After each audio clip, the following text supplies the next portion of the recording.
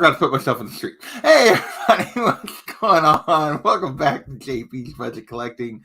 Tonight we are talking Lock and Key again. We're talking volumes 2 and 3. And I got my Lock and Key crew with me tonight. We got Mike from Downright Nerdy Podcast. What's going on, Mike? What's up, buddy? Thanks for having me back on, man. I'm enjoying this series so far. I am too. I'm looking forward to hearing what you guys think about these 2 volumes tonight. We also got the crazy man who drove halfway across the country to go to a con for like 3 hours and then drove halfway across the country again. Comic Man Andy, what's going on? What is good, guys? I am running on pure adrenaline and comic community energy right now. There you go. And last but certainly not least, we got Tacoma, our man on the West Coast. What's going on, Tacoma? Not much. Just, getting through each day, having some fun reading some comic books when I'm not too busy doing something else stupid. I don't know if you guys know Mark Rober, the YouTube sensation, the guy who makes all those bomb glitter packages for package thieves and stuff. I'm taking an engineering class that he runs, and it seemed like a good idea at the time. Now it seems like an hour's work every night after I get home from school. We got No Good hanging out in the comments saying what we all think, which is Crazy Man Andy. Comic Man Andy. So, all right, we're talking Lock and Key tonight, fellas. Let's just start with in general, where you were at after the first volume and what, if anything, changed about what you're thinking about this series after these 2. Start with you, Mike. What do you think of these 2 volumes? Well, I don't know if anybody remembers, but after reading the first volume, I was still a little lukewarm about the series. Still haven't gotten too emotionally invested, I guess. But after reading these next couple of volumes, I definitely started to see more of the story kind of coming together. I'm starting to really get really intrigued about these keys and like what they can all do. Especially towards the end of volume 2 and beginning of volume 3, I really started to get really into it. I actually almost started reading volume 4, but I forced myself to hold off until after we're done here. But no, I'm really liking it. Nice. I'm pretty similar because the way you said that was very much me. Like, I really enjoyed volume 1. I was super intrigued by the concept, but volume 1 was very much carried by Bodhi, I felt like, and I needed the other 2 kids to like hook me. Like, him alone wasn't going to be enough. Definitely see that in these next 2. And these 2 volumes definitely did that for me with Kinsey and Ty. Yep. So I'm curious to see what Andy thought of these 2 volumes. Well, after the first volume, once again, like you guys, I was very intrigued where this is going to go. I really like the concept and the idea, and the house and the keys and the family and how the family fits in. And when I delved into the second volume, I was rip-roaring ready to go. They pump the brakes quite a bit and do a tremendous amount of character building in this. What you were looking for, Mike, that I wasn't. I almost feel like they overdid it a bit on character building. Let me rephrase that. I think they did a good job of character building, but I think the explanation or the dialogue, it was very, very dialogue heavy for me for essentially what was one really big focal point, which was one specific key in this issue. That's fair. I get that. All right. Yeah, what about you? What were your initial thoughts on these? Head Games is probably one of my favorites. Specifically because of some of the artwork and some of the splash pages and just like the concept of putting things in and out. We'll get into what that means in a little bit, but just what the head key does is pretty amazing.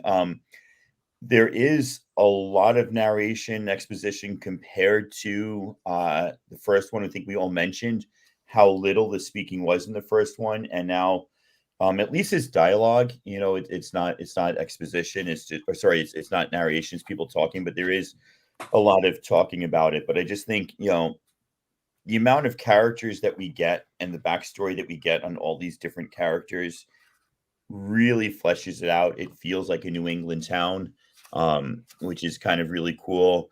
It feels like a New England town with a prep school. But I like some of the I just really like some of the stuff that they did in this, like going back to the professor's past and his association with Shakespeare, Hamlet's ghost, looking at Duncan and his boyfriend and realizing they're not they're not stereotypes in any way. You know, I think there's a lot of cool stuff going on here with the different characters, and the head key just flips me out every time.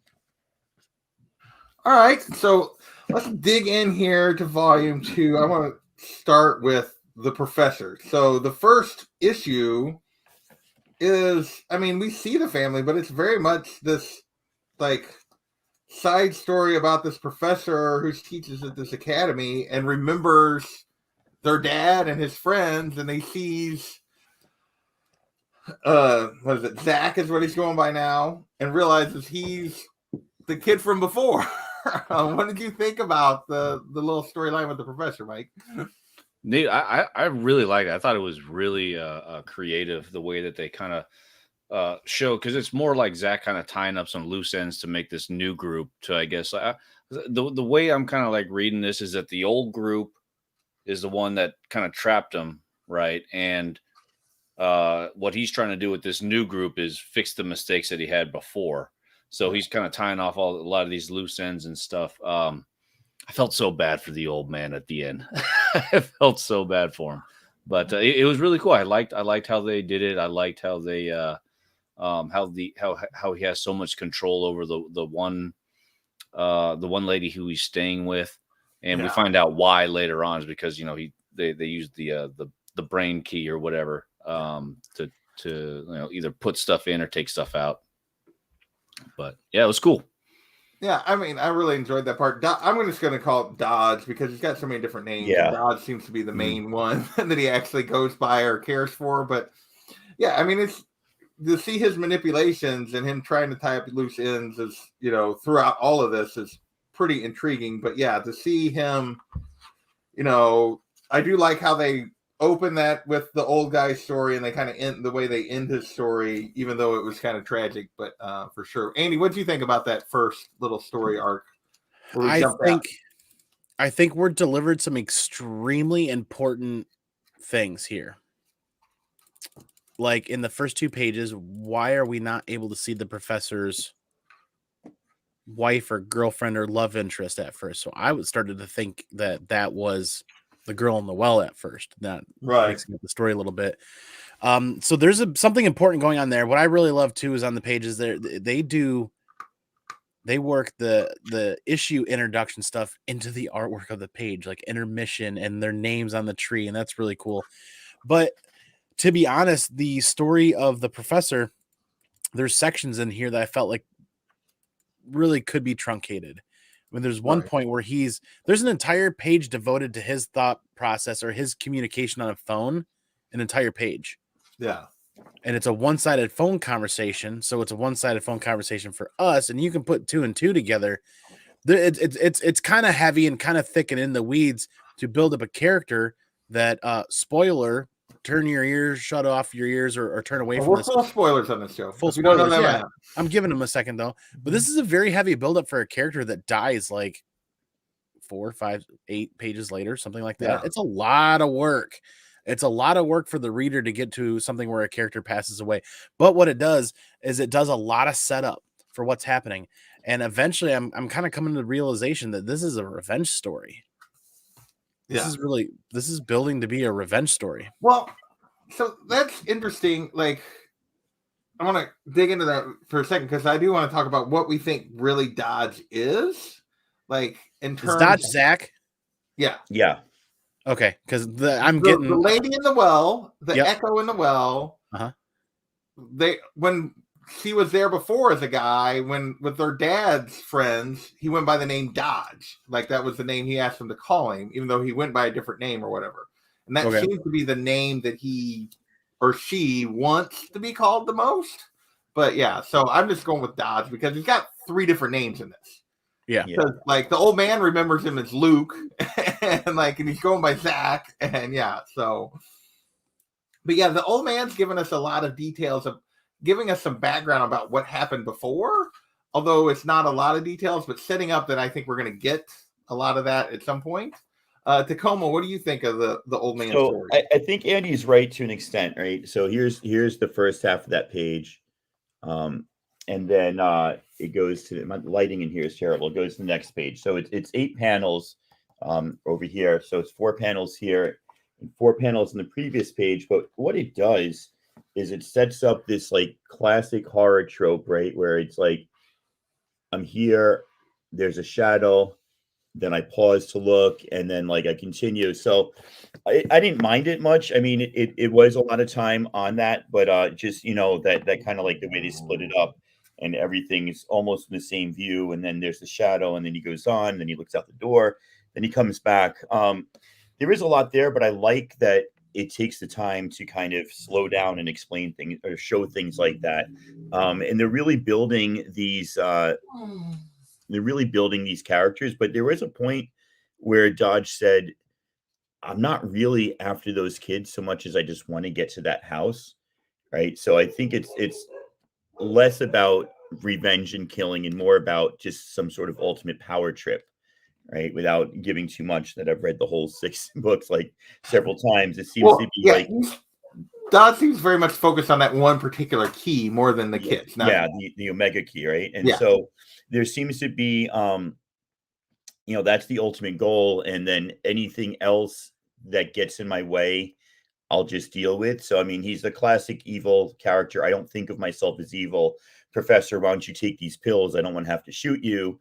Ellie, I'm going to have to take things out of your head to make you a better ally to me. And, but I'm only doing this because everybody's forcing my hands. If they would just do my bidding anyway, I wouldn't have to force them to do my bidding. Sort of, evil logic you see a lot in movies and stuff. Yeah, do what I want. So don't make me do the bad stuff. I'll do it, but don't make me. Exactly. No. So, but I do think, it's given us a little bit of insight to this other character, and they do call it like intermission, like it's kind of a side story here. And then we basically jump back to the next chapter when we jump back to the family focus story, as we kind of get the outlet of Bodhi trying to figure out what the key he found at the end of volume 1 does. And so we finally get the reveal of the I love the scene where he shows Ty and Kinsey like the empty head when he uses it on his head. And they're like, what? And the mom comes in and is like, oh hey, nice, and leaves. Because she doesn't understand what's happening. So what do you guys think of the reveal of the head key here? Or the mind key, or whatever it is they end up calling it, I forget. I thought that was brilliant. I love that stuff. I mean, just from a fanboy's perspective of being able to, take out memories that you don't like, or more importantly, put stuff in there like you're late for a test and you want to get the material in. I know we got some teachers in here. I'm pretty sure that's cheating, but it's still it still sounds pretty appealing to me. And I was all about it. I found myself just fantasizing what I could use that key for. I thought it was interesting that it couldn't be used on Rufus, though. Oh yeah, we'll get there, but I know we'll get there. Yeah, that is definitely interesting that Rufus somehow blocks it. Which we haven't really met Rufus, which is the lady who Dodge is basically blackmailing to stay at her house. Her son has some mental disabilities. She's the admissions agent, right? Or the admissions coordinator or whatever for the college. She was also the track coach and something else, that we saw in the first volume. So, but I just love the whole reveal. He's like, look, it's awesome in their faces. They're like, what the heck is happening?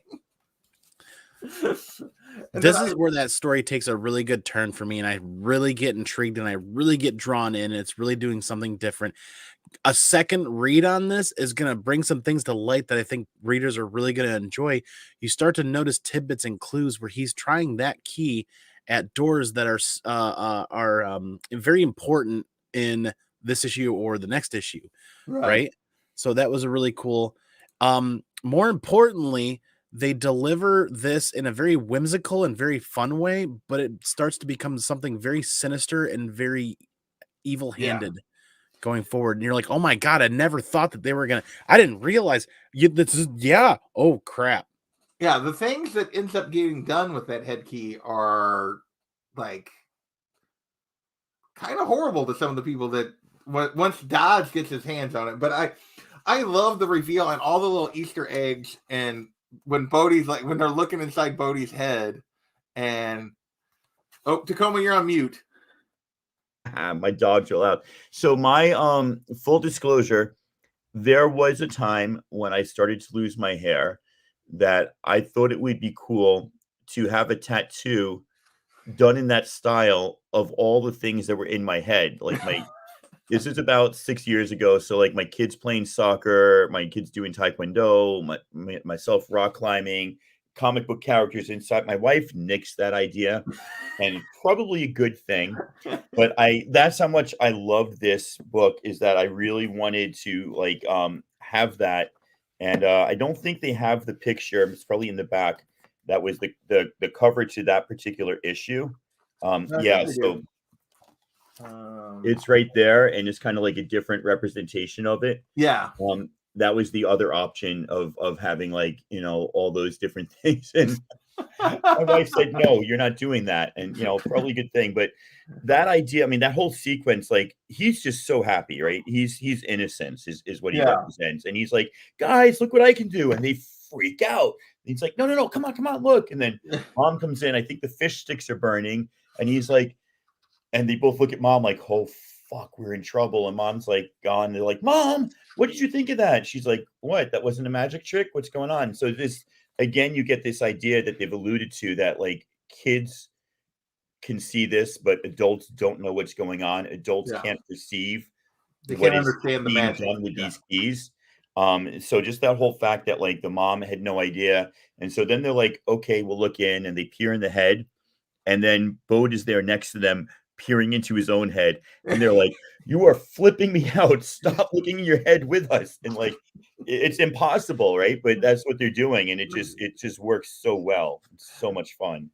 And On the I flip just- side, when we look into Ty's head, though, that's some terrifying stuff. Yeah. Yeah. Yep.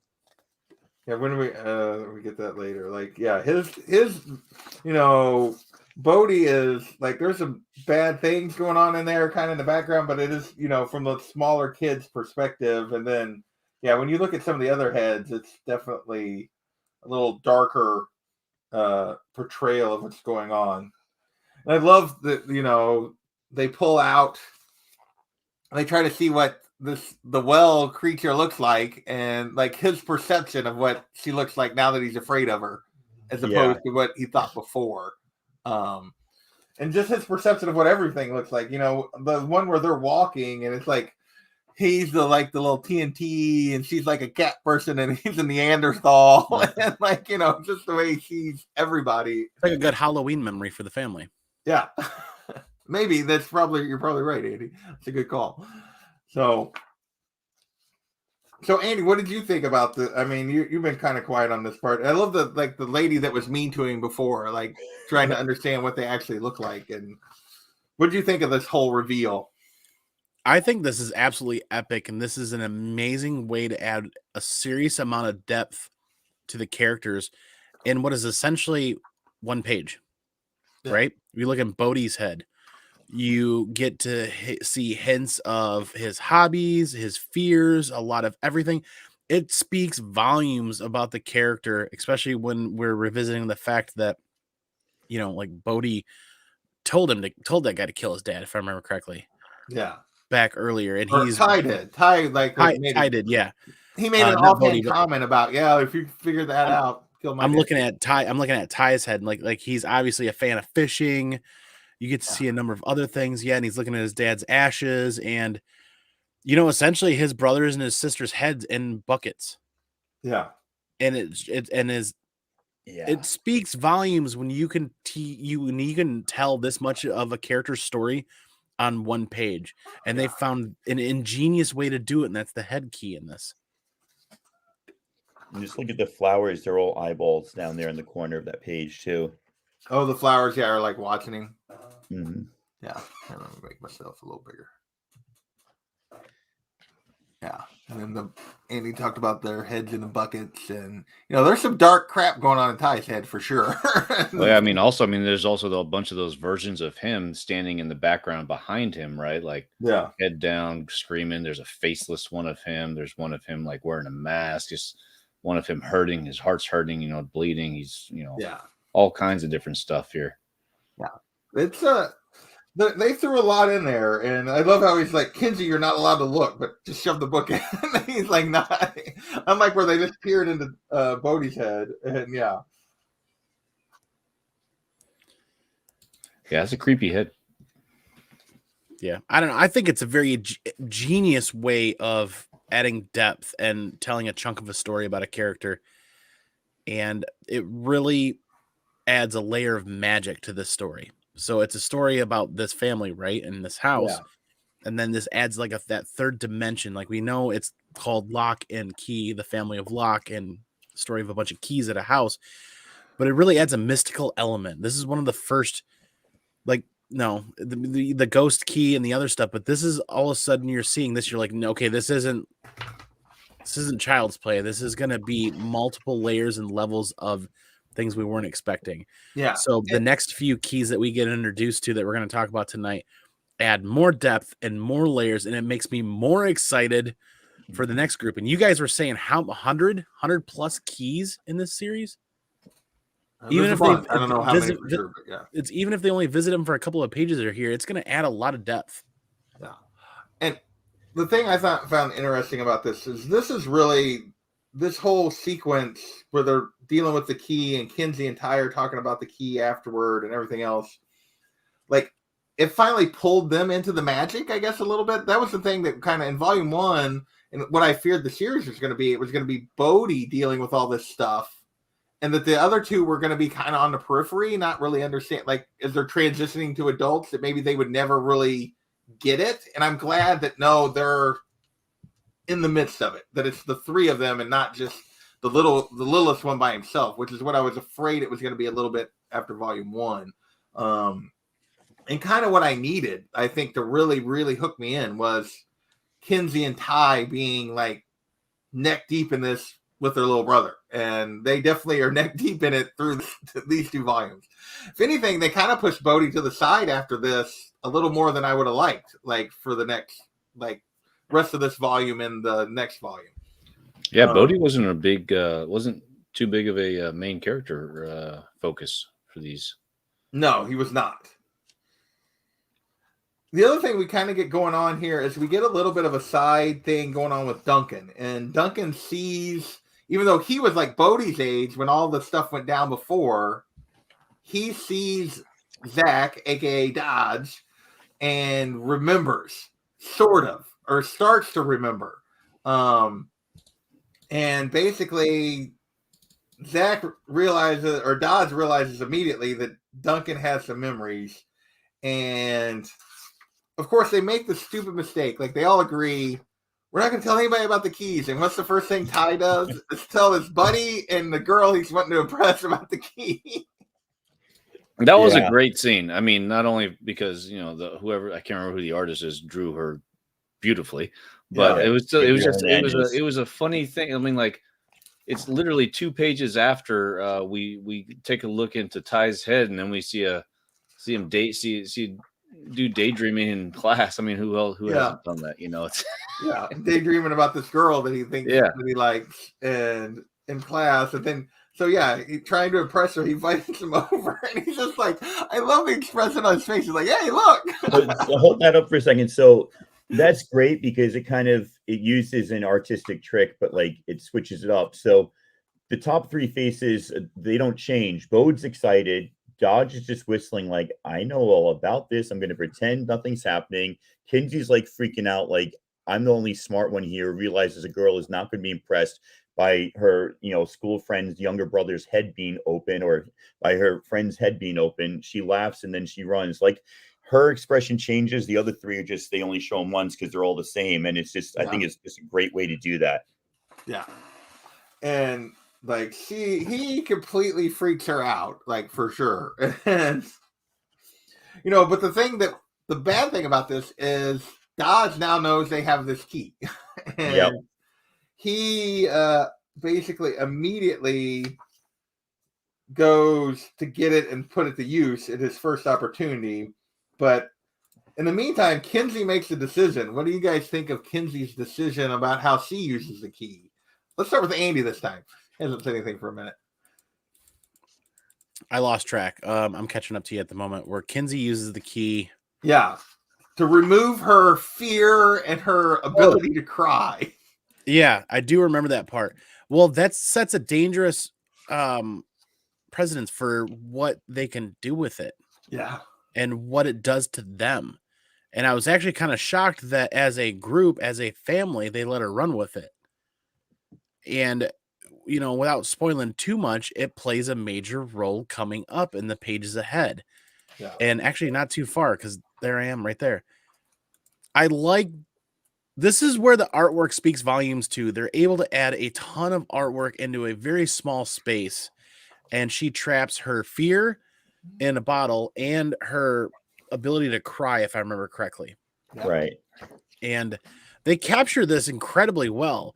And my favorite part is that the entire time, these two characterizations of her are battling it out and talking to each other. And Fear is doing exactly what you think Fear would do. You're ugly. Nobody loves you. Trying to drive fear into her heart. Wow. And it's done really well. These pages with Fear and her sad ability to cry, or I don't know if it's sadness or what, trapped in the bottle, are just phenomenally well done, in my opinion. Just Mike, what did you think about her decision and this whole little sequence?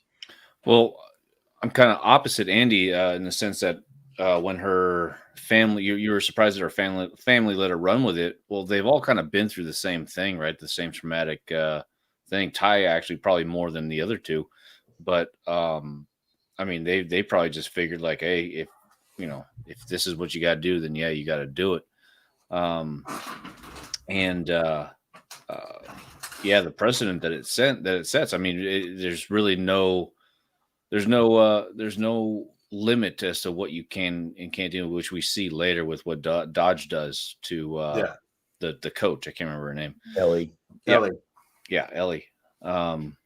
So yeah, it's I like how there aren't really any limits as to what you can take out and put in because I mean, depending on who has the key, it kind of that'll determine the path, right? So it's really interesting to me. I like it a lot. Yeah.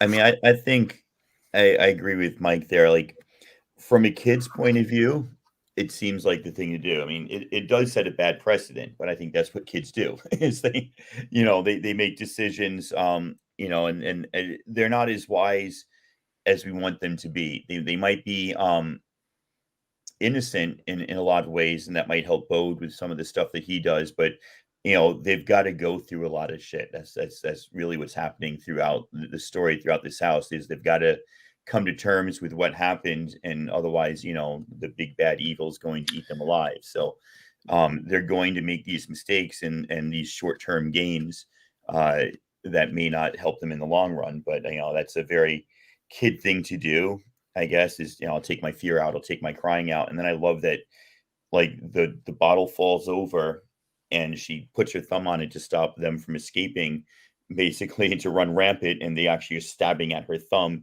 inside the bottle to make it bleed. It's just such a I don't even know if we're like in metaphor or analogy or reality. Like it's such a mix of those things that the metaphorical things that you took out of your head that are real are physically stabbing you in the real world to try to get back into your head to scare you. It's insane. I just thought of another thing too. We do get to see Ty and his sister talk about taking like fear out of Bodhi, but he's like, no. Could you imagine a kid without fear? He would just run in the middle of the street and he'd be dead in 2 seconds. Yeah. Right? And I mean, I think Ty understands that that those emotions can be useful to the growth of a younger person, right? Well, really anybody, but I mean, for younger people. And we see that even if you're paying attention to all the things Fear is saying. Like, Fear is saying both these unrealistic things about her to make you afraid. Like, you're the ugly and all this kind of stuff. Nobody will like you, blah, blah, blah.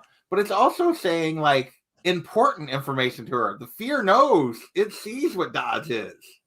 It knows that he's not trustworthy. And it's, like, trying to tell her this. But, like, so you see both sides of Fear.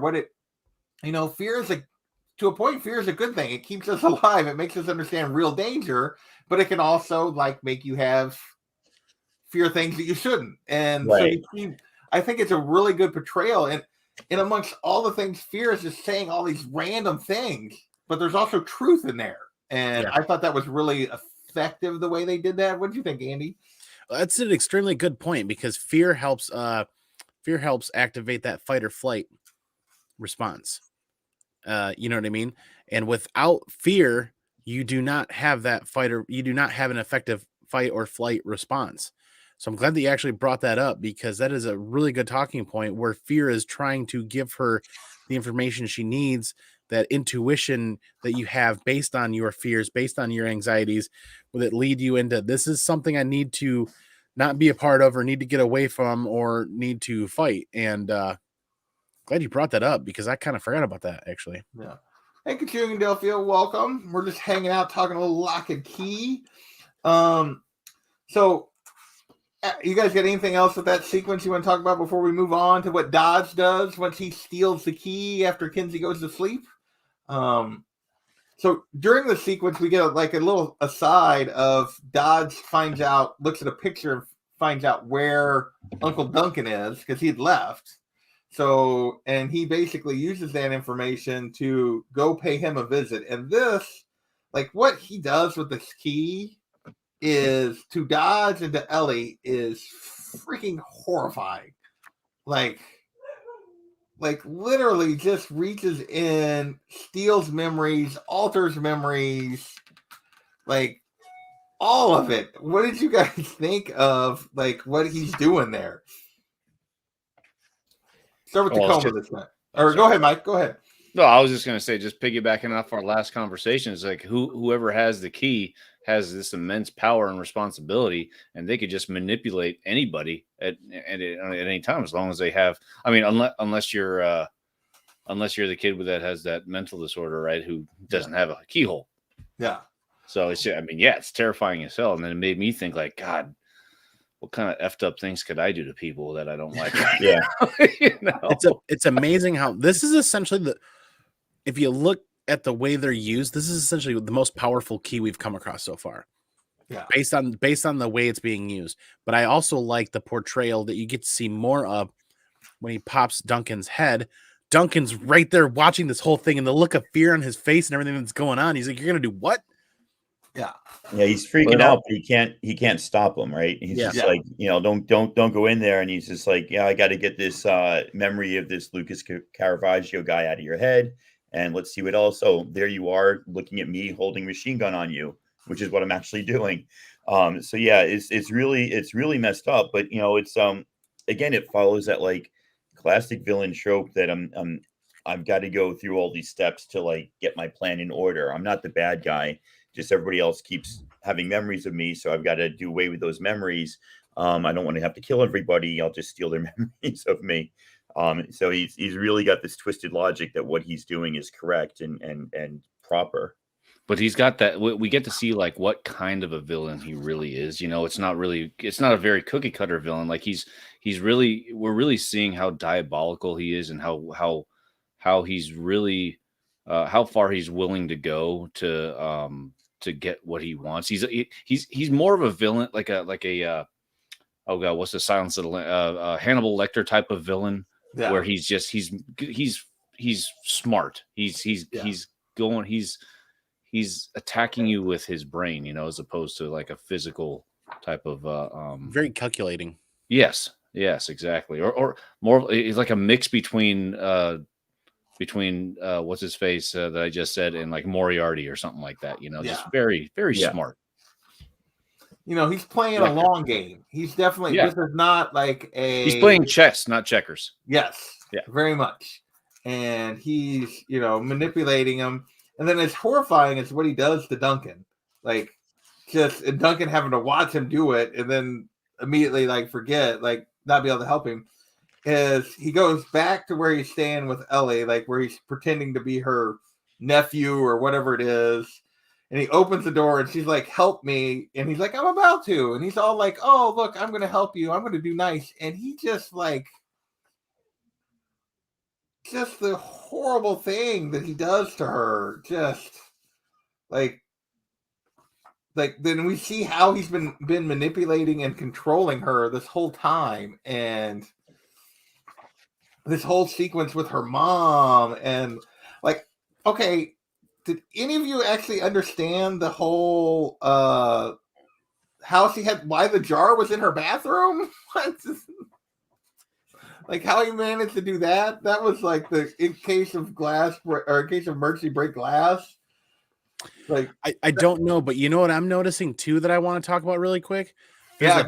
There's a 30-minute gap here that's not explained for us besides the time. When he cracks open the door, the clock says 2:20, then 2:21 on the next panel, 2:21 on the last panel, and then when the first panel on the next page, it shows just a clock saying 2:55. Well, that's showing him going back after he's done and what he does with Kinsey, like after he's got the key, and then it jumps back to 2:24 with her. So that's a little jump ahead. Oh. The whole scene with him and Kinsey is actually a jump ahead. Okay, that's what threw me off there. Yeah, it was a little weird the way they did that. But yeah, they're basically showing him manipulate. Basically, what they're trying to show, I think, by doing that, or at least to me, was that he's moving on from the old lady, and he's now got his sights set on Kinsey. But also that he can move from one place to another really quick because he's got the anywhere key, right? Right. He doesn't have to. So he can take care of business without the physical barriers of driving your car from one place to another. And yeah, I mean, there's a thing that they do here where there's like similarities in the physical appearance of characters.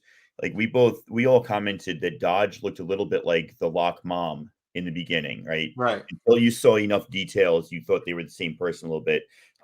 Ellie sort of laying there in bed looks like an older version of Kinsey laying in bed in the next page, right? And so there's this with because Kinsey cut off her dreadlocks when she moved from California and has that short shaggy hair. So there's like all these kind of, and she's into track. There's all these kind of like just circles that are repeating themselves with some of this stuff that just makes it really interesting. Yeah, for sure. So, Mike, what did you think about this whole sequence with him and Ellie and what he does here? And then we got before and the backstory that we get, I guess. Just any of this part. What did you find interesting? I loved how he's trying to get with the sister. What's the sister's name again? Kinsey. Kinsey. I mean, because as the reader, we know that he's just doing it for his own personal gains, right? Yeah. And I love that this is going to be a new kind of tension, I guess, later on. Which actually, I thought we were going to get a little bit more, but I thought it was going to be going the other way. But because she got rid of all of her fear and anxiety and all that stuff, we see, spoiler alert for the next volume, she's kind of with these other two guys or whatever, and it's actually Dodge that's actually jealous-ish kind of thing, right? And it was a kind of cool little flip that I didn't expect, and I like that a lot. But yeah, I mean, in regards to this, it was a ton of fun. I whipped through it so quickly that I ended up rereading it again because it was a ton of fun just to see all the artwork and panels and the way that the story was told. Did we already talk about the epilogue, Army of One? No, we haven't. No, we haven't really talked about Rufus yet, who's like my favorite character. So basically during this, we're getting a lot of background on Ellie, like what their relationship was, and then the fact that she has we get this flashback to how, and I love how in the flashback, because they talk about adults' minds being boring, or that everything in an adult mind is black and white as compared to what we saw in Bodhi's mind, all the colors and everything. And the only thing in her mind that's in color is him, which is interesting, the way they do that. But we get, what he did for her and how horrible her mother was and how was dealing with this son, this disabled son, and a mother that was horrible and all this kind of stuff. And the whole time, like, throughout the book, even before that, you're getting all these scenes where he's talking in front of the little boy, who's not that little. He's, he's a teenager also. And like, he's like, he's not smart enough to know what's going on. And clearly he does know what's going on. He just can't express himself, like, because you see the things that he says when he's talking to the soldiers, like that. Everything he does, he talks in like GI Joe action figure metaphors, right? And Yeah. so it's this whole idea of neurotypicals versus neurodiverse. He's not any less smart. He's just talking in a totally different language than we understand, and that causes Dodge to overlook him because Dodge's character type would not ever think this kid is smart enough to do this. So he's like, oh, he doesn't know what's going on, dismisses him out of hand. The grandmother was cruel to him and didn't understand. In my day, he'd be getting a job now. He could flip burgers, or he could pump gas, do something like that.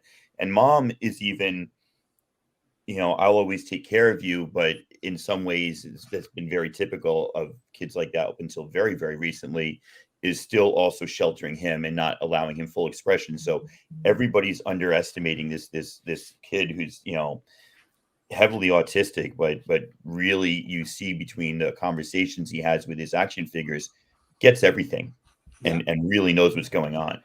Yeah.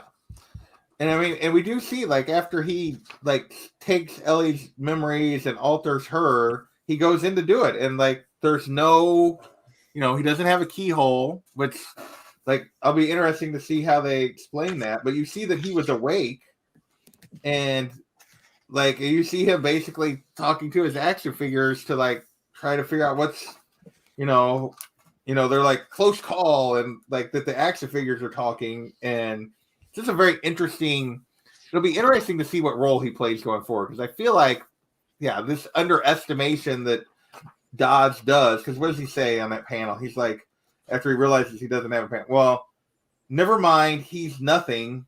You've got things to do, memories to create, keys to find, leave it. Like, he's talking to himself. It's like, probably heads with nothing in them can't open. Fuck it. He's just like completely just dismissive. Like, this kid's an idiot, so I don't have to worry about it. When he's challenged, but he's not an idiot. Like, as Tagoma said, like, he doesn't have a way to express himself that most people understand, but like, he's clearly understanding everything that's happening. And so that next panel, right, that was too close, or that was too close.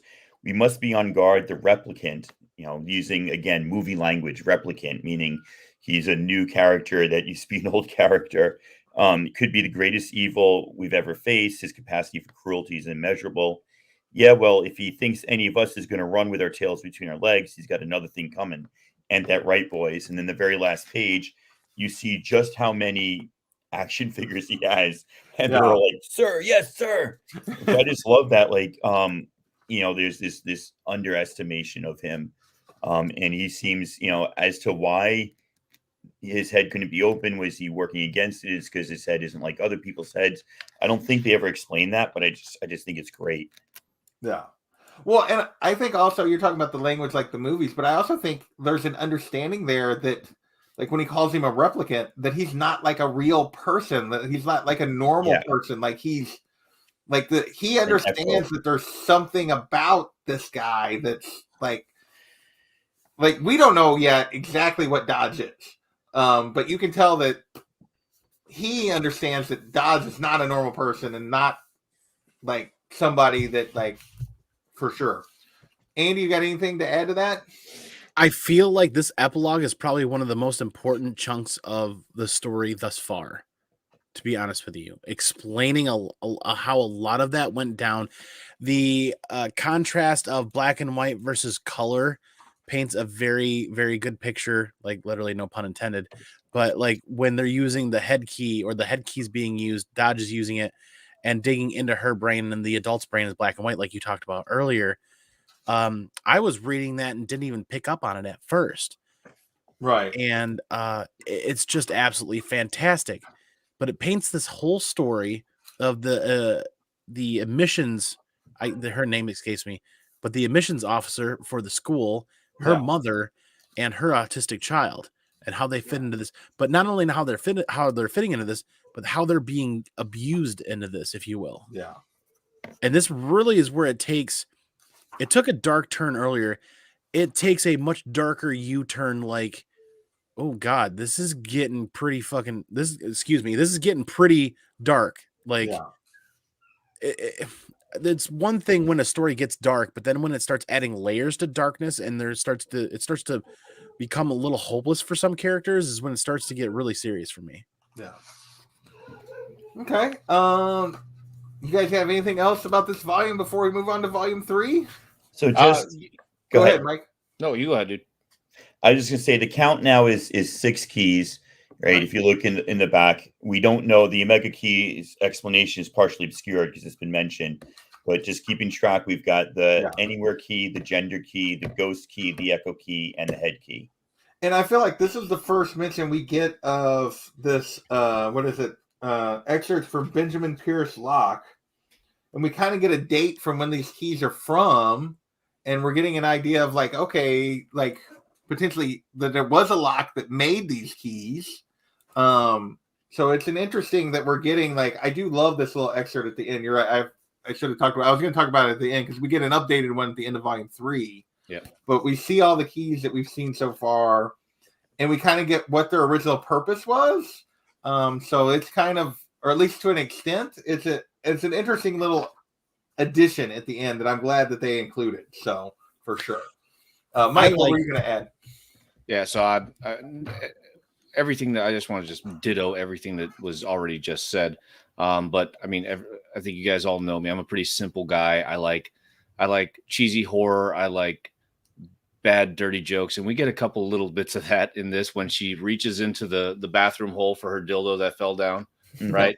And she says all that effing thing, and I'm like, and she makes a joke like, I made a pun. I'm not gonna lie, I thought of you, Andy, when I thought I thought of you, and I thought that was a fun chunk. It just came out of nowhere. I mean, we're just completely serious the entire way up here, and then she drops her vibrator down the wall. And then she reaches in, right? That was hilarious. And then also when she brings her the old mother clamming or whatever, which of you just wanted her to just do a straight Spartan kick right off the cliff? Oh yeah, and she's thinking about it too, right? Oh yeah. But anyway, those are the only two things I wanted to add. Here's the question I have, and this is just an aside. So we want her to, like, part of you wants her to do it because the mother is just that horrible. But basically, she doesn't, and instead runs to the well. How much of, like, the decision not to do it, actually, and run to the well is him already in her head so that he gets to do it and has that over her, as opposed to maybe she would have done it on her own? Yeah. I mean, I don't know that she would have, but, like, I just, like, the fact that he's already in there controlling her at that moment, or maybe like the idea to actually push her, maybe she would have never done it anyway. I mean, like that whole sequence has clearly he's clearly manipulated that whole sequence to set it up, and it's just like an interesting, how deep his control over her went. Didn't it seem like she showed a little too much worry over the mother too? Like when she gets her neck broke, like a little too much distraughtness, and it was like, that seemed more him planting that in her head. Well, or maybe like she would have never, like, I get the impression that she, like, maybe the thought that, like, they were going clamming, but maybe the thought of pushing her, even though would have never hit her mind if he wasn't in there. Like, even if she hated her, she wouldn't have done it. You know what I mean? Like, some people, like, so maybe there was a little bit of her distress. I don't know. It's the whole sequence is very manipulated, so it's hard to tell what she would have done or thought had he not already been in her head. Yeah. Okay. Well, we've done 50 minutes on that, and we got a whole volume to go on just the one book. Yeah. So Crown of Shadows, though, it does go back to a lot more art and a lot less dialogue. Yeah. Right? So, like, kind of more like the first book was. For sure. Because we do have a really long kind of action sequence in this one. Yeah. That we didn't get, like, obviously in this last one. We do get the start of, I want to talk a little bit, because we haven't talked about her, of mom's struggles is a big part of this book as well. Yeah. Oh, her struggles are real. Yeah. I mean, she comes in, like, she's drunk, and she hears him kind of talking in her sleep, and she's basically, wakes him up in the middle of the night, and he has to basically put her to bed because she's just drunk out of her mind, like Well, and Joe distraught. Hill, he hits every single point of alcoholism, depression, Yeah. anxiety. He hits everything I mean, she so is well. And then I can't remember who the artist is, but whoever drew it depicts Gabriel it very Rodriguez. well too. Yeah. look at that page again. Which That page are opening we looking at? That would be essentially page 1.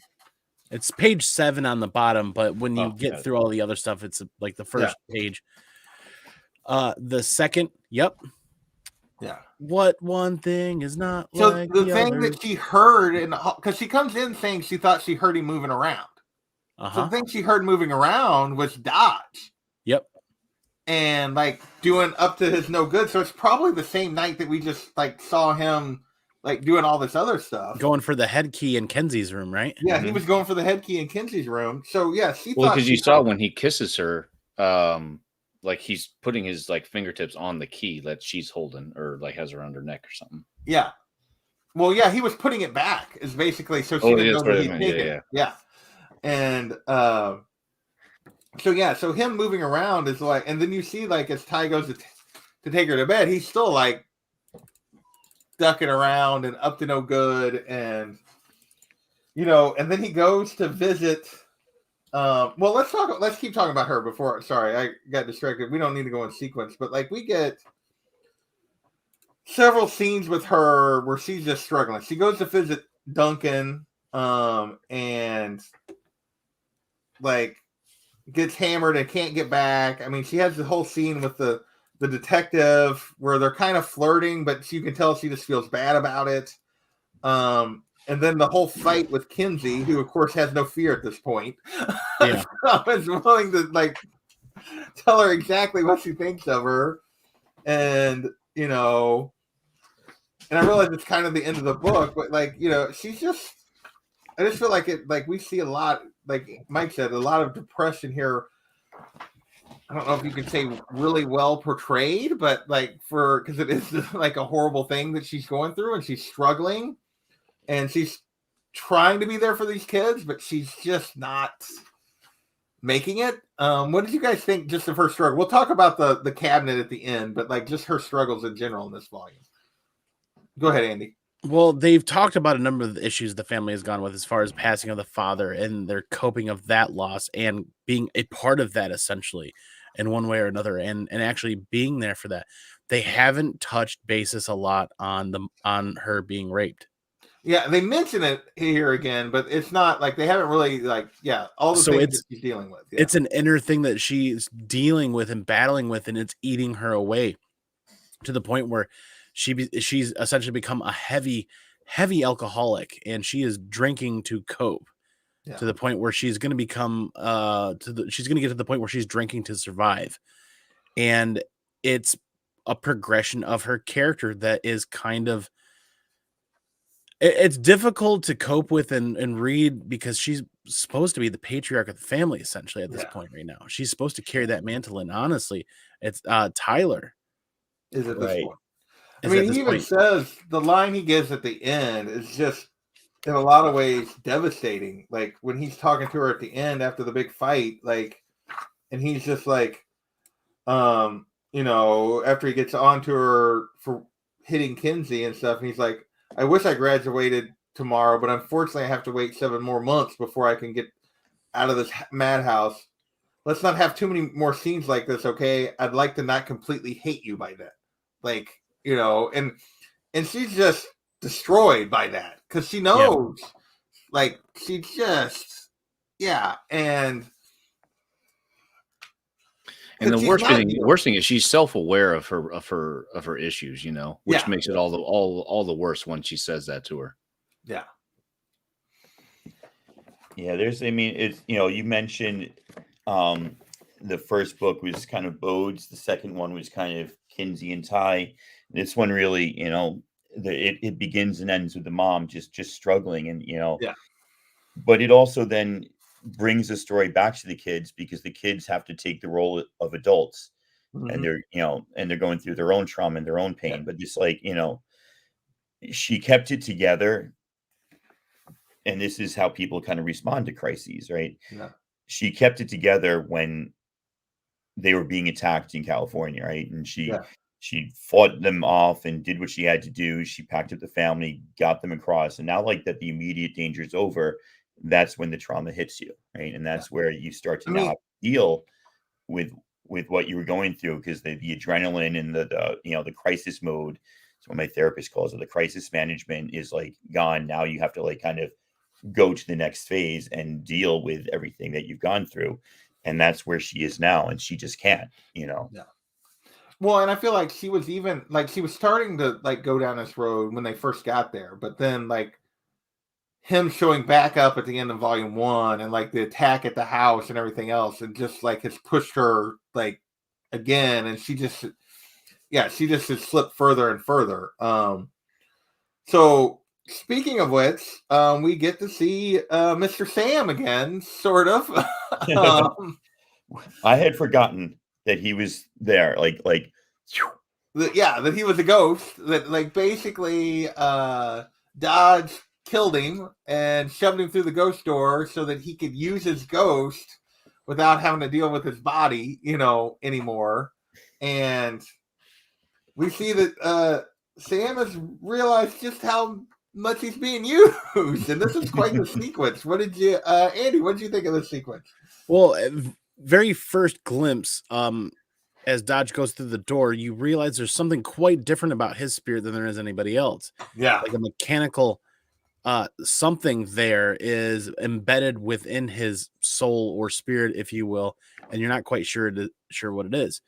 But we come to the realization that Sam's been there and put in that place to search for a key. right. Because now he's connected to the house and connected to everything that's going on around there. But he's realized that he's being used, so he's kind of giving up, and that essentially rolls into a battle of these two. But the funny thing is, it doesn't. Well, it does. My favorite part was them fighting over Dodge's body. They're in Dodge's body. They're fighting over his body. I'm jumping ahead drastically quite a bit. Well, yeah, it's But just he's the whole essentially part of the whole sequence. he's essentially trying to choke him out. In the end, Sam's still stuck there. Yeah. And then Dodge loses a key. Dodge loses the well key. This is where Dodge loses that on the floor. Right. Because he's been carrying him in a pouch, and that's fallen during the scuffle.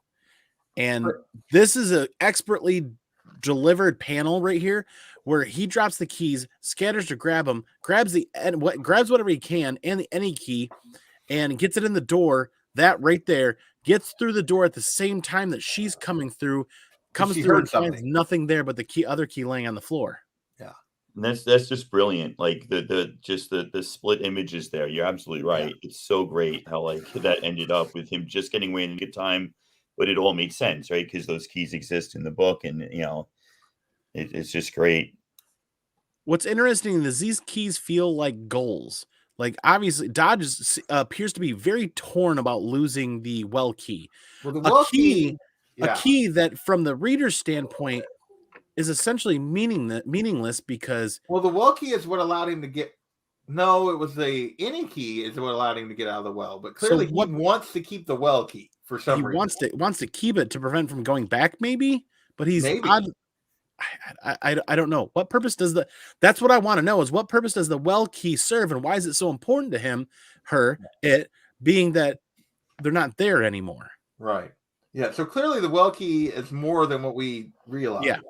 But we also get two other pretty cool pieces of information here about Dodge. Is obviously we see that thing attached to him, but the line at the end where after they fight and Sam's like letting him go, and he's like, "I was angry about the way you used me, but what you did to me is nothing compared to what that's doing to you. And I used to think I was pitiful." So he's like, "I know what I am, Sam. I'm, but." Like Sam realizes when he goes inside Dodge's body that thing that we see attached to his spirit, which is like sort of like a key. He even says it's sort of like a key that's also controlling him, like, or is clearly maybe the evil benefactor of whatever Dodge is, for sure. And then the other thing is, it's clear that Dodge has another enemy. He's like, over my dead body, you'll get the Omega key, like. So, Mike, what did you think about that sequence? You haven't said anything. I about thought it was cool. I mean, I want to piggyback one more time off of that split screen where she's going in and he's coming out. That's probably one of my favorite of the 3 volumes right now. I mean, just because in the pages leading up to that too, just the page right before, if you want to flip back one, when they're fighting within the body, right? Yeah, well, that's a couple pages before, but yeah. But like just from there to the next point, there's just so much tension that you could really feel his desperateness, right? Yeah. To try to get out. And it was just great. I loved every bit of those pages. And it's just, beyond that, just like there's a little bit of slapstick with the idea of like fighting yourself, right? And Graham Chapman from Monty Python did a great solo bit in the 80s. See, I was thinking liar, liar.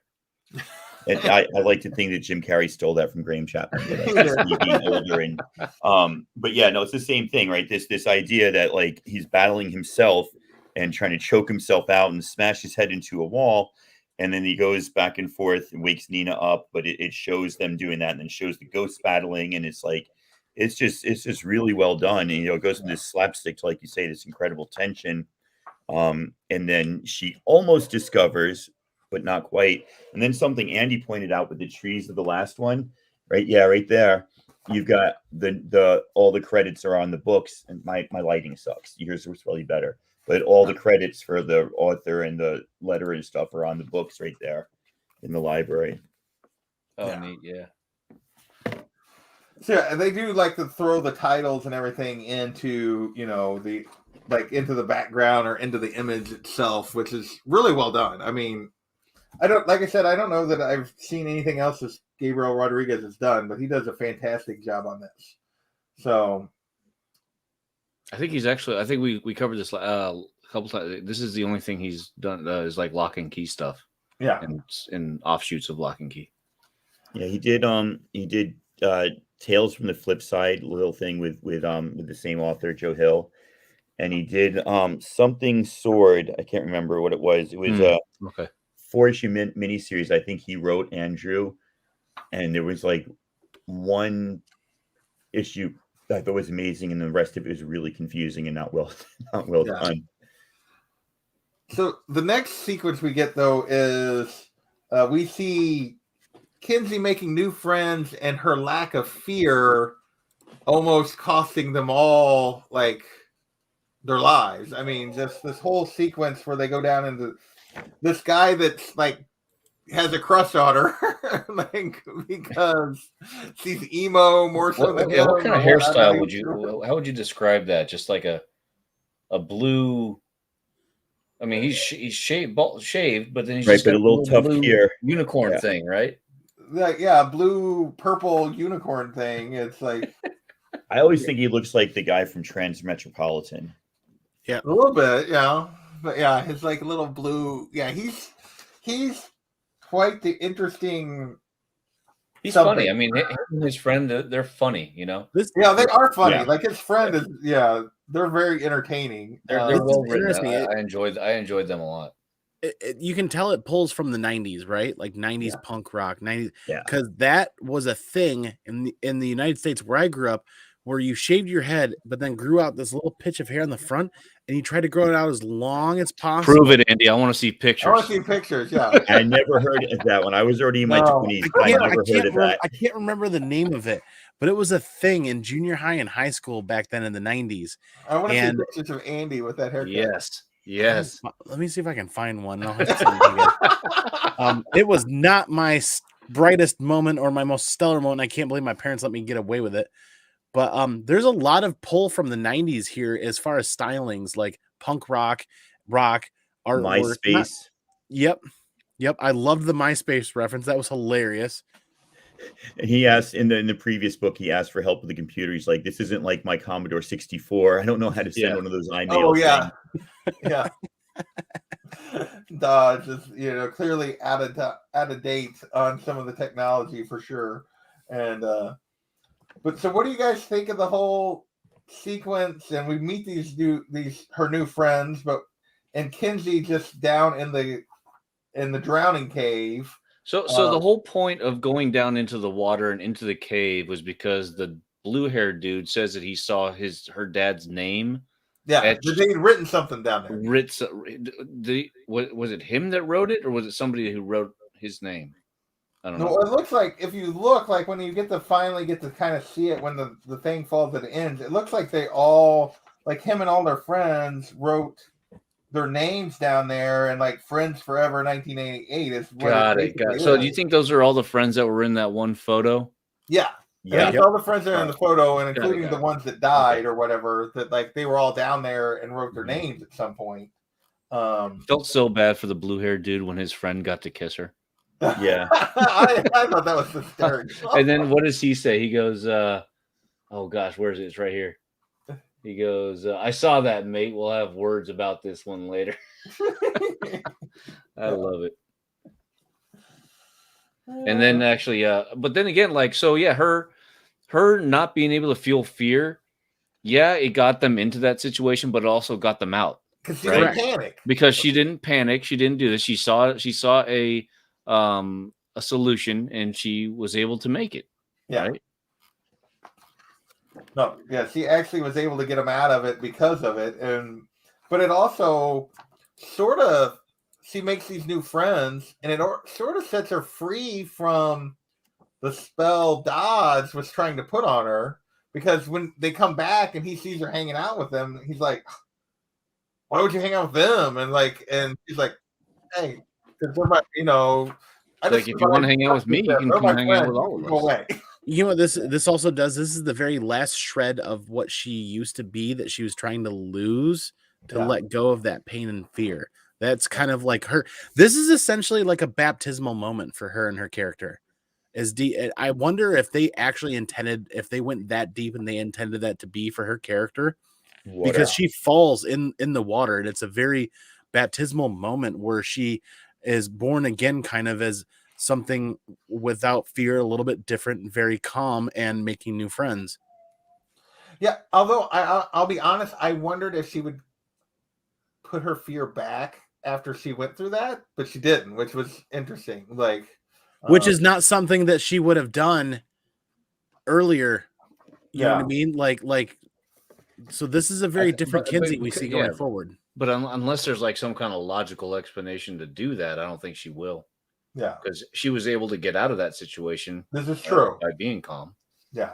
So, but when they finally make it all out, we get that one glimpse of what was written, and we see a year in there, 1988. So we kind of see that we get that timestamp, right? And then the glow stick that falls down to the bottom. We see some poor lady who's old skeleton, old skeleton lady. I had a hard time reading that. Rendell Locke in VO something. You can't see all of them, but something Topher or Ofer. Jim. Ellie Whedon, who was the track coach, or the girl that he's been manipulating. Mark Cho, Dodge, Carvanga, which is him. But yeah, a couple of those are the names of those kids that they keep talking about. It's Aaron Voss, who we haven't met yet. Is it Jim Topher? Was that the professor? Yeah. Okay. Yeah. So it's the group, and what's interesting here is how this group echoes that group.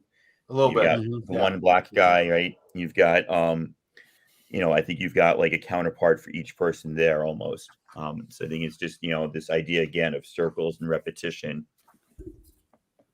Yeah. And then after they get out of that, we get two more keys in this next volume. That giant little tiny key in the floor. Yes. No. Back up. The last panel of that situation where the glow stick falls to the floor of the water in the tunnel. Yeah. To guess who? The body laying there. Yeah. Dodge. Is that not Dodge's original body? Oh, because it does look like maybe his body from when he was Luke or whatever. From his first incarnation. I I don't recall if Luke had that long of hair in the original picture. But it looks like the well version of him. Yeah, like when he died in that body, he reverted. That's an interesting take, Andy. I didn't even register that, but it does definitely look like the lady in the well and not one of the kids. I gotta wonder because it's been there obviously a long time, and recently when they talk about other kids, lady. Well, it's got long black hair. Well, long black hair, long fingernails. And it appears to be wearing some sort of dress. Yeah. Yeah. So I don't know where to put this. It's like a 90. It looks like a 90 in the well. The only character that we know in this series that died down there was Dodge's original character with the original group in 1988. We've heard stories that the students have said that other students have died there, but it could be extrapolations and stories that some members of that group died down there too. Okay. Or they think they died down there. Whether they did down there or somewhere else, and they pass it off as that's what happened. But yeah. I thought they were talking about the 1988 students when I was reading that, but I could be wrong. They were. Like that had died, but that was part of Rendell's group. Those kids that died were all part of Rendell's group, along with Luke or Dodge. So for sure. So, but we do get 2 keys in this next volume. 2 new keys. We get obviously this big key that we'll see how it comes to play in the battle sequence, and then Dodge is looking for another key to help him look for the black key. So he's looking for one so he can find the Omega key. And he manages to find where Rendell hid it long ago. Oh, the key of shadows. The key of shadows, yes. And he has to that go was a creepy one. Yeah, and he goes to this crown. Like the key fits a crown, which is just a weird. I like this. Whoever wears the crown, I guess, controls the shadows. I guess becomes the king of shadows in the entire house.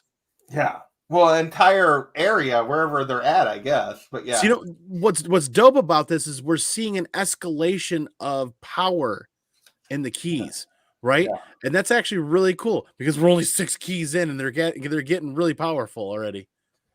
Well, and I love how as he's trying to take a shadow form to go and interact with them as he's looking for the Omega key, that he chooses. He's like, oh, no, they're expecting. He's like, oh, a little too ninja. And he's like, besides, I need to look that'll throw them off. And they're expecting Bodhi's Dark Lady from the well, and that he takes that form, based on Bodhi's messed up vision of what she looked like. Oh, and then because was it Bodhi was just being read Peter Pan right before bed, yeah. right? And then the shadows line. Oh, that was so rude. Yeah, that was so rude. I'll never be able to read Peter Pan again and enjoy. Yeah, and then his shadow comes to life and tries to kill him, and he's dragged on the floor. I can't be the only one that when Dodge goes down into that little hidden dungeon with the key of shadows, he puts the crown on his head. I can't be the only one that said that saying that in their head. Hello, darkness, my old friend. Well, I think they did that. Of course, yeah. I think they did that on purpose. Yeah. Well, I love how when he's getting ready to do it, you see his shadows on the wall, and then after he puts the crown on, they're monster wolves. They transform into these wolves, and it's just a very cool sequence, and it's basically is the show this good? I gotta watch an episode tonight. I haven't watched it yet. I haven't watched it either. Right? I'm kind of trying to wait till I finish reading it, but I just started. I started a while ago. I never finished it. I haven't finished Sweet Tooth. I just finally started watching Why the Last Man, and after not liking it and hard to get into, I'm really liking it now. It took a while. Why the Last Man or Locke and Key? Why the Last Man? Locke and Key I got to come back to. I haven't gotten there yet. Yeah. So no, I'm probably gonna wait till we finish reading before I start watching it. But yeah, I'm probably gonna have to definitely watch it now. I don't think I can wait. No. I gotta say, one of my favorite parts of this whole shadow thing is when they capture Ty, and he doesn't even phase him. He just spits right in his face. I love that. Yeah. I was like, man, what a badass. Well, like all the things they've been through at this point, he's like, it's live shadows. What's it? Yeah, live shadows. No worries. Like, no worries. Got this. I'll spit in your face. I don't care. What I love at like trying to like manipulate him to find the keys, like this whole like using the shadows to speak because he knows Dodge knows that if he speaks, Ty will realize who he is. Like right, and yeah, it's just. And I love how I mean it's so simple and so just it just makes so much sense. But when she finds the flashlight, just to get rid of him, like, oh, that makes total sense. Well, I love how she's clicking it on and off as she's moving, and like the art and those panels that she's like, it goes from look, there's shadows, and then it's like just bright light, and it's really well done. And then I love when she finally gets to Bodhi, and she's like, why didn't I turn all the lights on? Well, then they use the circuit breaker. They shut down the circuit breaker too, right? Yeah. I think that's what they do. I've got a mind bender I just picked up on here. It was the last volume that Dodge acquired the head key from Kinsey, right? Right. Yeah. But he gave it back, so she didn't know it got stolen. Okay. Because the darkness monster. Okay, so I wasn't aware of that.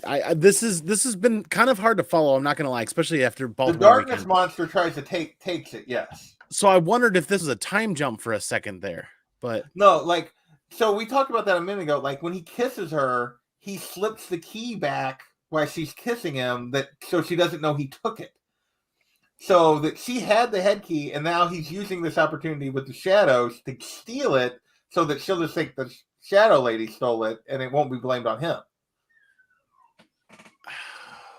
So so that's what's going on there when like it's stealing the key, and he's using it to get the well key back, and also trying to find this, like having the shadows tear the house apart to try to find the Omega key, and then the mom gave it to the detective, right? The detective who just happened to show up so that like he could get it the well key back. Like, that was the one part of the whole sequence that kind of took me out of the story because there was a little bit of like a little too easy, a little plot convenient, a little too convenient. There. Yeah. When he showed up and he still had the key in the bag in his car, and like that he. But had, then wasn't there also like a little quip line? It just seems like it's just a kind of lazy writing. She's like, don't.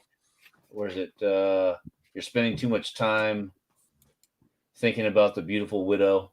Yeah. It's like, okay, well, I guess that makes sense. Like, I don't know. Yeah, but, that whole part was. But it's short. It's short though. I mean, that was the one part of the whole sequence that I was like, I could have done without. I'm glad they didn't drag that out because I completely agree with you. But it was short, and then just right after that is when Ty just is like, screw it, I'm gonna see what this giant key does. And then the whole house splits in half. The desperation, you see the desperation on his face as he sees the shadow monster chasing his brother and sister, and he's just like, screw it. And I don't know what this key does, but I'm gonna try it. Yeah. And I love this panel. Like, I love the hands. Yeah. The house, like, opening the door.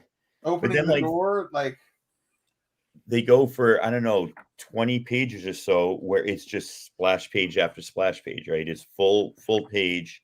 Yeah. It's Giant Man. It's just a giant thing. And that's just such a great way to show how large he is. So it goes from page 97 to 107 of just like single panels, pretty much. It's all single panels, and there's no dialogue except for the original. Hey, Dogface, can't say he didn't warn you, because he said he was going to go like giant on his ass or whatever. Yeah. Like he had said that earlier, and it's just like this whole fight. And basically, what you see is like when he hits him, when the lighthouse light hits him, you see he gets separated from the crown. Yep. And that's why all the shadows disperse. And you see Ty actually find the crown, but he doesn't find him or the well key. He did get the well key back. He conveniently landed on the same beach that the well key landed on too. Yeah. Conveniently. But where did he chuck the thing again? The crown? He didn't say. No, he has it in his hand, but I don't know that he see what he does with it. Okay, so the crown that he picks up in his hand, once he picks up Bodhi and Kinsey, it's actually you end up seeing it in Bodhi's hands. Oh, yeah, Bodhi does have it. You're right. Oh, On that's page right, 80. yeah. He's looking at it and he says, "Wow." Yeah. Okay. So, but you don't know what they did with that crown for sure. No, Tyler at one point in a few more pages says that he hid it. Oh, okay. Yeah, that's And That's right. Yeah. He hid it in a way that nobody would just stumble on it. Yeah. Well, and I love that we see, like, after that, we see Kinsey's wearing the head key around her neck on a chain. Yep. Like, she's no longer, like, because they tried to take it, so she's, like, actually keeping it on her now. Like, so they're starting to get smarter about protecting the keys. Yeah. For sure. So the only thing left, I mean, we should show some of those panels of the fight because it's just like the whole thing. It's gorgeous. It's just let me show a few of those and then we'll get out of here. Like we'll wrap this up, but because we've been going for a while. But this whole sequence, you know, it's just like Tacoma said, like 12 pages of just full panel. I mean, those could all be covers to like variant covers. You know what I mean? Yeah. They're all really cool. Yeah. They're just super well done. And just this, you know, he's getting his licks in. The shadow monster hits him a few times. They go out into the bay. They get, you know, they fight toward the lighthouse. And we'd already seen what like a flashlight did. And then this panel where he's separated when the light hits him. Yeah, it's just really, really well done. And the little girl who's living in the lighthouse.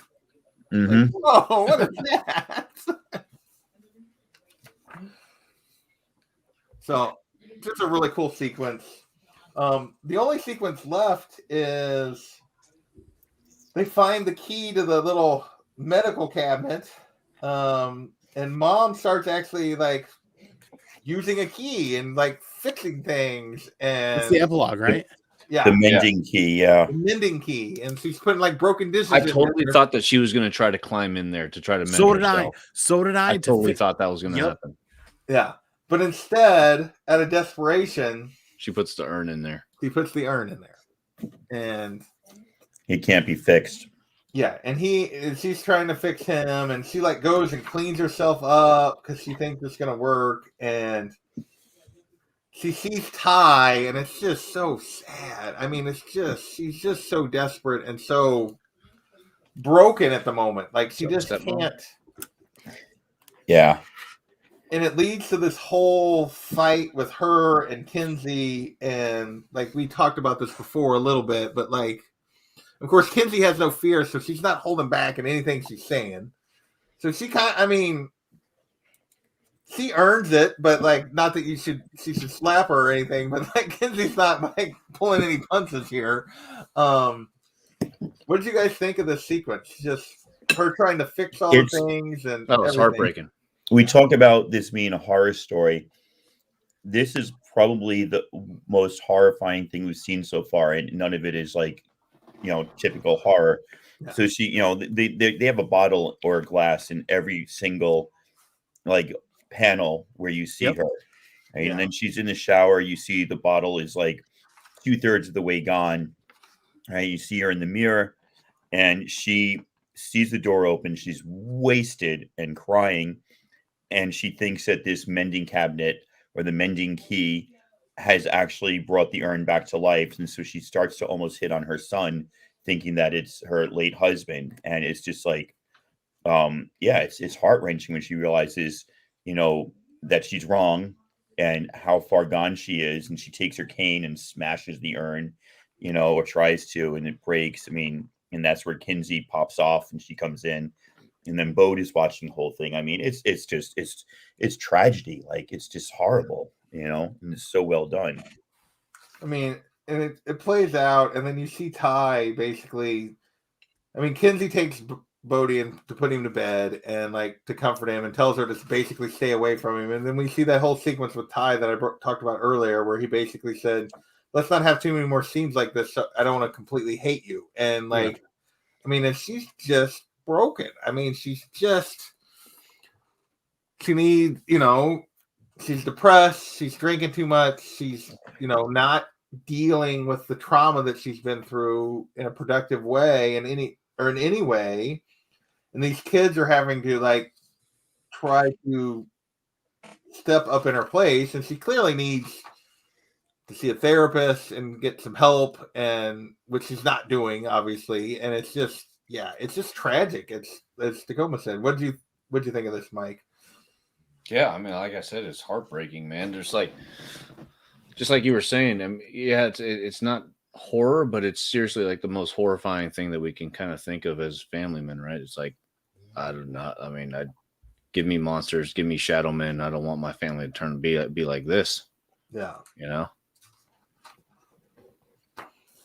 And then we see the aftermath, them cleaning up, and Ty goes to clean up the vase that his father's ashes were in, and we see the key that he's been. That's the mother of all keys, right? Well, at least as far as we know, it's the key. As far as we know, whether it's the mother of all keys, it's the key that is the key to whatever it is Dodge wants.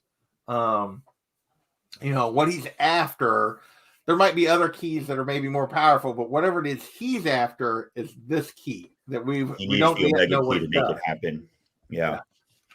And so we missed something. The key we've been calling the well key is the echo key. Thank you. I was just looking at that. Yeah, it has the power to not only have the echo, but like take the echo back. So that's why Dodge wants it so bad, not because it's a powerful key for him, but because it has power over him. It can kind of put him back in the well. That's why he was so keen to get that one safeguarded. Right, and like Ty actually guesses that when he's looking for the well key, like he says he's like when he's the shadow thing, and he's like the Omega key and the well key. He's like, what do you need the well key for? Wait, can it put you back? Like Ty guesses that during that confrontation that it can like has power over what he thinks is the well lady, but like is actually Dodge. But yeah. So in the back part where they're describing all the keys, you see the last one, the mending key. You see the picture of the lady being taken out of the cabinet or door or whatever. Do you think if the mom went in there, it would have healed her, or does she need to use the brain key to take those memories out for her to heal? Well, so the mending thing, like she was, or is it maybe she just break a leg or something like that? Yeah, like she wasn't like mentally. I don't know that it would mend mental, because he talks about when he's talking about it. It's like it's a broken part. I don't know. Yeah, but when he like the write up on the mending key, he's talking about like it fixed her, but she's still like got the lack of fear. The like. He was worried about his sister because she's going to war and all this kind of doing all this crazy stuff that got her hurt, and she's still that person. Like it didn't like make her demure, and like it didn't change anything mentally about her. Which you could argue whether or not she was broken or not, but like, so I don't know if it has effect over the mental side of things. That would be an interesting question, or maybe that's just the head key. So. We're up to 9 keys now. We have, in addition to the Omega, the Ghost, the Echo, which is the well key, the Anywhere key, the head key, the gender key, the shadow key, the giant key, and the mending key. So there has to be some kind of master key too at the very end. It's something. There's got to be something probably beyond the Omega. I thought the Omega key was going to be the master key. And it may be. I don't know. I just feel like because remember we saw that when it had like the spiral, the Omega was the biggest one. It was the Omega. It was centrally placed, if I remember correctly. Right? Yeah. I don't have that volume laying here, so I don't remember. But yeah, maybe if there's an Omega. Yeah. I'm gonna start reading volume 4 while we're at it. So one thing I want to point out that's not a spoiler. If you read closely enough the books that we just read, you'll know where Ty is hiding the key that he said he's hidden away. God damn, seriously, now I got to reread everything. You mean the crown? Because Ty hid the crown. No. Don't answer any questions. Okay. Well, he hasn't obviously hidden the Omega key yet, but where he's going to, you're saying. I was going to say when we finish the believe episode, so. there's so no, here's the question. all the keys Omega- are accounted for at the end. So wait, here's the question, because Ty makes a joke, like to the shadow thing, that he shoved the Omega key up his butt or whatever. But no, like he makes that joke. But like then we find the Omega key in Rendell's ashes. Well, Rendell couldn't have put it there. So that means Rendell had the key inside him to hide it from everyone the whole time. And when they burned him up and put him in the thing, the key was in there. Like, am I wrong? Because somebody had to put the key in if it wasn't inside him, somebody had to put the key in his ashes. Or maybe it was the dude that burned him. Well, that would have just been a random funeral home guy. Yeah, I know. Like I walked into a crematorium the other day and I asked the guy if he took walk-ins and he looked scared. I don't think that's. It only took an hour and 30 minutes. Yeah. All right. At the last page, all of the keys are accounted for. So I'm struggling in my head to think about which one he would be hiding. No. Well, Rendell or Ty says that he hid the shadow, the crown, and that key that Bodhi. Oh, had. he hid the crown and a key. I thought he said he hid the. Well, I thought it was just the crown. I thought it was just I forget the how crown. he says it. I could be jumping ahead in my brain, but I think you are. You're just confusing us. Yeah. sorry. Anyway, Either way, I'm gonna go ahead and get on Hoopla and hoopla.com, and I'm going to get volume 4. there you I got to go. wait until the first because I ran out of all my Hoopla borrows. You've been reading that much? Bravo, sir. That's a I lot of know, reading. right? Yeah. All right, You But folks. I deserve think I it. got it on Comixology. I can get it free on You Comixology. you deserve a personal pan pizza and $11 for books at your next There you go. scholastic party at school. So, any final thoughts before we Big wap old this gold up? star. Well, I want I'm to liking hear. it a lot more. Like it. I mean, That's what I wanted to hear because you guys were intrigued by the first one, but on the fence as to like its greatness. Are you kind of like leaning? one way or another? I'm full steam ahead. I'm with Mike. Full I steam am ahead. fully on board. I am ready to keep going on this. I am looking forward to this. I could see this becoming one of the favorite things I've Yeah, read. and I could see why Tacoma you praised it so highly. So Yeah. yes, I'm very very excited for how many more volumes? 3 more are there? volumes. Of the 3 main more story. volumes. Yeah, I'm really damn. That kind of sucks. I was kind of hoping it'd be a little bit That's longer, it? but- Only 3 more? Yeah, I'm right? full steam ahead because don't we this have a seems And then like there's so doesn't it I seem looked like kind of like a today- saga-ish type of long run? So yeah, I like looked don't we have today- like another like 92 or 93 or 94 keys to No, find it's and discover 36 issues and then like extras, and he did like other stories from different generations that were not integral to the overall plot. The way that Okay. these- So there these- is another volume. There's a 7th volume that has like some of the side stories and stuff. But like yeah, there's the main story is 6 volumes. Although supposedly he's talking about doing another like sequel / prequel that's again like different times of yeah. So he's done the Sandman crossovers now. yeah. He did like a 3-part issue where a kid in the house used the Anywhere key because he wanted to fight on the front in World War One, and you can imagine how horrible that went. Yeah, there's So the 4 Anywhere key can go across time as well. it's the Anywhere key. No. It took place back in 1914. Oh, But Okay. yeah, Yeah, no, it can Yes. take you anywhere. It can't take you Is there a anywhere. time key that we don't know? Maybe, I don't know. So the extra volume collects like some of the one shots. It's Open the Moon, one called Grindhouse, which was just really violent, In the Can. So it's got those 3. They did another one called Small Wonders or Small Something. Yeah, we'll look into that. But yeah, supposedly, but he's been talking about doing a like another 30 some odd issue run, like a sequel / are you prequel. serious? That was what I read today, but that was a couple of years ago. He was talking about it, so I don't know that Okay. it hasn't happened yet. So They're on the same timeline as Saga, so we'll get it Maybe. in about 4 years. So, but Hey, it's faster than Game of Thrones, right? there you go. Winds of Winter, Songs of Spring. Comics for Blame is saying 4 more volumes. So, ooh. That's Very probably cool. including that 7th one you were talking Yeah. about. so. All right, Andy. Final thoughts on this before we get out of here? My final thoughts are that I'm already reading volume 4 and like seriously, and I can't wait to talk about volume 4. Mhm. I'm depending on I'm pretty tired. I might start the first 20 minutes of the Netflix episode to see how that goes before I hit the bed, because that's where I'm at with this. I'm very drawn in. I'm Not the hooked now, for misgivings, sure. what I felt may have been shortcomings in the second volume weren't shortcomings by a long stretch. I mean, they're just nitpick things. Yeah. Overall, I'm like, I'm sold on this. I Yeah. really, really want to, like, not as good as Descender, but this is really good. Yeah. I don't know. We'll see where it goes. I think it has a chance to rate really high for me on the stuff that I've read.